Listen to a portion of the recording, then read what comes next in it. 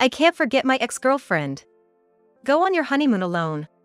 He told me that bluntly. Though our honeymoon was just a day away and plans to officially tie the knot once we returned, he had the audacity to say that to his fiancée. Fine, I'll go by myself then. My fiancé chose his affair over me. I have no lingering feelings for him anymore. I decided I'd never come back here and set off on a solo trip.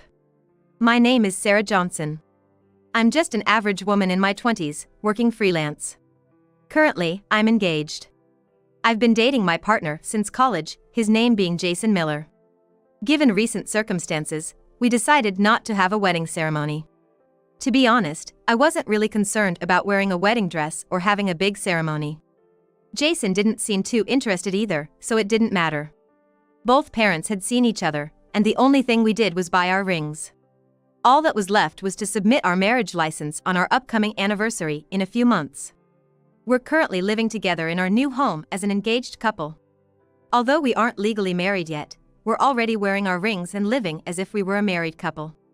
After living like this for a while, Jason suddenly suggested, "Hey, wanna go on a trip next long weekend?" At the end day of that long weekend was coincidentally the scheduled day to become officially married. We had plans to go to the city hall but hadn't thought much beyond that. You mean? It means our honeymoon. We're not having a ceremony, so we might as well take a trip, right? I was surprised since I hadn't expected Jason to suggest something like this. He usually left holiday plans and marriage procedures up to me. To be honest, I'd given up on him in that regard. We're both busy with work, and Jason isn't really into traveling. I had written off the idea of a honeymoon entirely. That sounds great. I'd love to go, I said excitedly. And just like that, our honeymoon was set in a hurry. After much discussion and considering the sudden nature of our plans, we decided to travel domestically.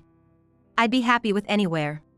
The mere fact that Jason suggested we take a trip together already made me so happy. You can choose wherever you want to go. But in the end, he left it up to me. At that time, I was just so thrilled I didn't mind at all. Given it was the hot summer season, I decided we'd go to Alaska. I reminded of a while back, Jason mentioned while watching TV, I've never been to Alaska. I'd love to visit. It had been some time, so he probably didn't recall saying that. But, hoping it would make him happy, I started planning our trip in detail. Looking back, that was probably the happiest time. I never imagined the heartache that would come next. A little after I began our travel preparations, Jason had a high school reunion to attend. Jason and I met during our college years. So, I hardly knew any of his high school friends. Since I knew he was going to a party where both men and women would be attending, it wasn't exactly comforting. Yet, Jason cheerfully said, "I'm gonna announce to everyone that we're getting married." He said that with a cheerful bounce in his step and headed out. I didn't want to rain on his parade, so I kept quiet and watched him go. I mean, we're practically newlyweds, his coming back home probably wouldn't be too late. Considering we're about to be officially married, his friends would surely understand he shouldn't be out too long. That's what I kept telling myself to avoid worrying too much. However, the time the reunion was supposed to end came and went, and Jason didn't come home. He said he'd be back after the main event. I called him several times out of concern but couldn't get through. I just hoped he wasn't getting too carried away. Much to my dismay, Jason didn't come home until the next morning. Sorry, we just got so caught up," he said when he woke up around noon. Honestly, I didn't mind him coming home late. But at least he could have given me a message. He always used to let me know before. I found myself getting a bit irritated. There would have been other women at the reunion. Coming home in the morning after such an event doesn't sit right with me. But mentioning every little thing would just make me seem clingy, and I didn't want that. "Hey, think a bit more next time. We're practically newlyweds." I said that and left it there. Probably he got caught up and missed the last train or something. There's nothing for me to worry about. At least, that's what I thought. But since that day, I felt something changed. Jason's behavior seemed off. Is this what they call a woman's intuition? All I noticed were minor things. Nothing concrete. But something felt amiss. He started coming home a bit later than usual. He began taking his cell phone to the restroom or when changing clothes. And he seemed distant even when I tried to strike up a conversation. Just small changes. Minor as they were, something inside me felt a warning. The Jason I knew was somehow different now. Did something happen at the reunion? That's what I started to think. But I didn't have the courage to turn my suspicions into certainty. Snooping through his phone, or confronting him directly. I was afraid to take such actions. If there was an issue, what would I do? We're about to get officially married, and if there's an issue? The thought scared me, and I couldn't muster the courage to move forward. And with those feelings, the day of our trip was gradually approaching. Jason seemed to be lost in his thoughts as usual. There were many days he didn't seem to really listen to what I said. "Hey, are you listening?" Even when I asked that, he'd reply, "Sorry, I didn't catch that. Just been worn out from work." And he wouldn't engage. We hadn't had a proper conversation in days. When he got home, he'd often just go straight to sleep. What kind of married life is this for a couple who's essentially newlyweds? I wished we could spend more time talking and being together. I was filled with unease. Could I truly enjoy our honeymoon with things being this way? Doubts clouded my mind. And then, I crossed a line I shouldn't have. It was the day Jason came home drunk from a company happy hour. He dozed off on the living room couch. From his hand, his cell phone slipped with a thud. I picked it up, intending to put it on the table. At that moment, a notification caught my eye. I hadn't intended to snoop. But by sheer chance, it caught my eye. The sender's name was Jessica. A message from a woman. I couldn't see the entire text in that split second, but I think it said something like, "Did you deceive your wife? Can't wait to see you again." The moment I saw that, I felt the blood drain from my face. See him again? Deceive? Me? A sinking feeling washed over me. The uneasy feeling I'd been vaguely sensing seemed to be materializing before my very eyes. I knew I shouldn't, but I couldn't resist. Making sure Jason was fast asleep, I took the phone. I always knew Jason didn't have a lock on his phone. I believed it was because he trusted me and had nothing to hide. Hesitantly, I checked the messages. What I saw was absolutely shocking. Today, Jason had said he was at a company happy hour, but it seemed that was a lie. In reality, he had met with a woman named Jessica. Up until a few moments ago, my fiancé had been alone with another woman. And he lied to me, saying it was a work-related outing. Won't your newlywed wife get suspicious? It's fine. Told her it's a company outing. She's pretty oblivious, she won't catch on. That's awful, being so deceitful to her. It seems they had this conversation earlier in the day. Right around the time he told me he wouldn't need dinner because of the company outing. I had believed him, thinking a work event was a valid reason. Looking back through their conversation, the earliest message was from a month ago. From the day of the high school reunion. I was surprised to see how beautiful you've become. Breaking up was a mistake. If I had stayed with Jason, I'd be the one married to him. That's how their conversation started. It seems this Jessica was Jason's ex-girlfriend. Probably someone he dated in high school. By the time I met him, they had already broken up, so their relationship should have been long over. Maybe they rekindled things after seeing each other at the reunion. We're practically newlyweds and about to have our honeymoon. This kind of betrayal at such a time is unforgivable. Holding back my anger, I calmly took screenshots of their conversation. Just saw you, but I already miss you. I care about Jessica more than my wife. I love you. Why don't you leave your wife and marry me? I can satisfy you better, can't I? While I was taking shots of such delusional exchanges as evidence, tears streamed down my face. Was I the only one who thought we were happy? I thought I was gonna spend my life with him. Was that just a fleeting dream? After capturing all the evidence, I gently placed the phone back beside my husband. One thing's for sure, my mind is made up. I'll just go with the flow. Time flew, and it was finally the night before our trip.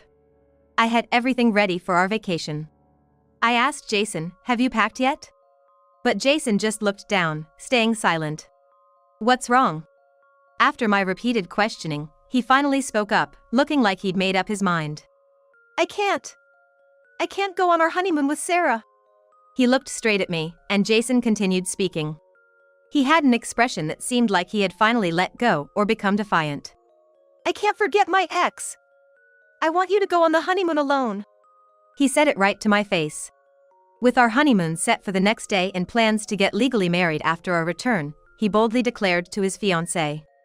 I can't forget my ex. You should go on the honeymoon by yourself. So you're choosing your ex over me? I asked, trying to stay calm. Not expecting me to be so composed, Jason firmly said, yes. I'm not gonna travel with Sarah. Jessica is the one I care about. He spoke as if intoxicated by his own words. Like he was trying to justify his actions or play the part of a tragic love story's protagonist. Listening to him, my decision became more solid. All right. I'll go alone then. I responded, getting up and heading towards our bedroom. Before closing the door, I don't want to see your face. Why don't you go to Jessica's place? Don't come back here till I leave for the trip. I said that. He replied, got it. I won't be coming back tonight. He left the house, calling someone. Probably Jessica, that woman he's cheating with. They're probably having a great night from now. That woman must be looking pretty smug right now. If she wants a cheater, I'll let her have. I'm over it. Left alone at home, I started preparing for my trip tomorrow. The next day, I was on a plane. Heading solo to Alaska. I had torn up the extra ticket which was written Jason's name when I left the house. He probably won't be coming home tonight. He's at his lover's place after all. I suppose if he does reach out, it'd be after he's home. With those thoughts, I arrived in Alaska. By the time I got there, it was beginning to get dark. Took longer than I thought. Might as well treat myself to a nice seafood dinner, local to Alaska. After a while, my phone rang. Of course, it was Jason. Probably returned from his lover's place. After checking out the situation at home, he called me. I kinda had an idea what this was about, but I might as well pick up. Hello? Hey! Where the hell are you? He yelled right off the bat. The volume of his voice caught me off guard, and I instinctively pulled the phone away from my ear. Loud much. I'm in Alaska, where you told me to go, right? I replied with a sigh. Why? Well, you're the one who did let me go on the honeymoon alone, didn't you? That's not the point. Even over the phone, it was clear. Jason was clearly panicking. I could tell from the tone of his voice. What the hell were you thinking? Why is the house empty? Before I left for Alaska, I had tidied up my personal affairs. Modern moving companies are pretty darn efficient. Maybe it's tailored to folks who need to get out in a jiffy. Apparently, they can handle same-day moves. Well, I'd been researching this for a while and had already chosen a company. You mean I moved? Isn't it obvious? Why'd you take all the furniture? We were living there together, this doesn't make any sense. We lived there together, but all the furniture was mine. What are you talking about? Most of the things in that house were purchased when I was living on my own. There were some newer items, but I paid for all of them. Jason always said he'd pay me back later, but never did. So, without a doubt, that furniture is mine. He has no say in what I do with it. And what's this about moving? Why all of a sudden? Did he think, after his affair, that I would stay in that house for any longer? If so, that's some naive thinking on his part. I'll have to buy my own furniture. Why would you? I thought I might give Jason a little more shock. I grinned. Oh, and about the house lease, it's up at the end of the month. You'll need to move out by then, okay? With that, I dropped the bombshell. It's almost the end of the month now. Only a few days left till the contract ends. What? You canceled the lease without telling me. What the hell? Well, the lease was in my name. When we were settling the house lease, Jason pushed all the hassle onto me. It's a pain with the names and all. Just put it in Sarah's name. You handle everything. That's what he told me, so I signed the lease under my name. At first, we split the rent, but lately, he hasn't been contributing much, leaving me to cover it all. Yeah, but where the hell am I gonna live starting next month? I don't know. Why don't you go back to your parents' house? Come on. I can't just go back, you know that. Jason's parents are incredibly strict folks.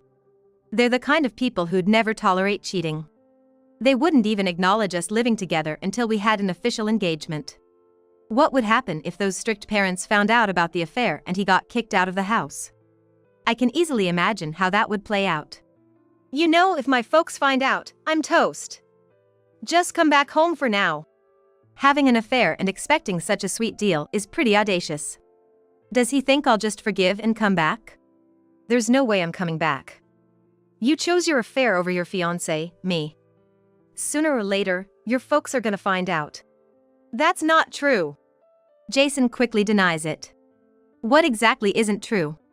I did say I wasn't going on a trip with Sarah, but I never said I wasn't gonna marry you. I still plan on marrying Sarah. I can't have you disappearing on me. He's spouting some outrageous nonsense. He openly cheats, yet expects to go ahead with our marriage plans. There's no way that's happening. Once you cheat, marriage is off the table. Remember when you said you couldn't forget your ex, how she meant a lot to you? I did say that. But that's one thing, and this is another. I can't forget Jessica, she's important to me. But I'm gonna marry Sarah. His logic is all over the place. Seems like he wants me to accept his affair and still go ahead with the marriage. It seems he's less fixated on me and more worried about his parents finding out if I call off the wedding. Such a disrespectful attitude really gets under my skin. Too bad, there's no way I'd agree to that. I told him firmly. There's no point in enduring such a hellish marriage. Such an injustice shouldn't be tolerated. And by the way, if you're so worried about your parents finding out, it's too late. What? I've already sent them all the evidence. They know everything now. What the heck? Right as I got off the plane, I sent all the evidence to Jason's parents digitally. They'll also receive a physical copy in the mail soon. What? What the hell did you do? The only one who did something out of line was you, wasn't it? You chose your mistress over our honeymoon. I have no intentions of marrying someone like that. I said that and hung up the phone. Jason kept trying to contact me persistently, but I ignored every single one. I informed his parents about breaking off the engagement and asked them not to contact me, then blocked their numbers. Looking back, I'm glad we hadn't planned a wedding yet. Thinking about cancellation fees and all gives me the chills. Thankfully, we hadn't officially registered the marriage yet, so there's no paperwork or anything to deal with. I guess I should just be grateful that this all came out before the paperwork was finalized. If Jason would have truly changed his ways once we were married. I had hoped for a moment. But it was clear that his heart had completely drifted away, and getting back together would probably be impossible. So, I decided to settle everything and break away from Jason. Luckily, my job allows me to work from anywhere since I'm a freelancer. It's a huge perk being able to be on the move so easily. Once this solo trip to Alaska is over, I'm planning to head back to my parents' place. I do intend to live alone again once I've settled down. Finding a new place in just these few days would have been impossible. For now, I'm just gonna enjoy Alaska and forget everything.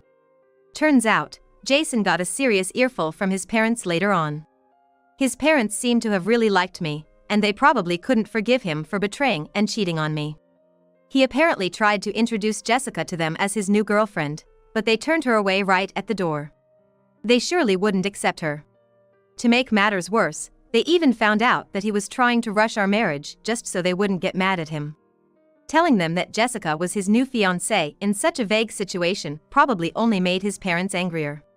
From what I've heard, Jason's parents have disowned him and he's basically been cast out. Losing his home and his family, it's quite the mess he's in. Well, considering we weren't married yet, I hope he'd be grateful that I didn't ask for a refund of the house lease or anything like that. After all, had I felt like it, I could have made such demands. But I knew even without doing that, his life would become pretty tough. Jason, to be honest, doesn't make that great of a salary.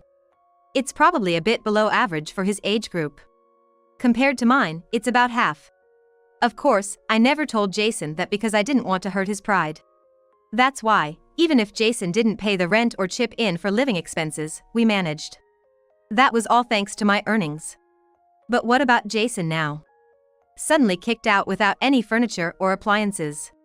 Now he's gonna start living on his own, renting a place, and buying all the household appliances. After doing all that, I wonder how much money he'll have left. Seems like he's actually struggling to get by month to month. He probably rented a place close to his work, somewhere similar to before. That area has high rent. Buying all the appliances will cost a lot, and if he continues to eat out, he'll run out of money in no time. Moreover, he can't rely on my income anymore, so his earnings are less than half. His bank balance will hit rock bottom in no time. The reason he could afford dates and hotel stays was because of me. He probably realizes that now. And can a broke guy like him keep an affair going on for long? As expected, Jessica, his affair partner, quickly dumped Jason. She seems to be getting along with a new guy now. So, he lost his fiancée, his family home, his place, and even his affair partner. Even if Jason regrets everything now, there's no turning back. Even without me asking for the repayment, he's bound to lead a difficult life. He's been disowned, so he can't rely on his family. He's truly in a tight spot. As for me, I'm living comfortably at my parents' place. Going about my usual work routine, while looking for a new home and thinking about my new life. When they heard about the broken engagement, my parents were initially shocked. But after hearing the details, they came around and understood. They probably thought it was a good thing that we hadn't legally tied the knot yet. Even mutual friends were very surprised. Well, for me, it's already become something I can laugh about, so I have no intention of hiding it. Probably, rumors will spread, and Jason's social circle will shrink. I expect he'll become estranged from the friends he made during college too. After a solo trip to a place like Alaska, I've become hooked on traveling alone. Now I'm planning to maybe head somewhere down south next.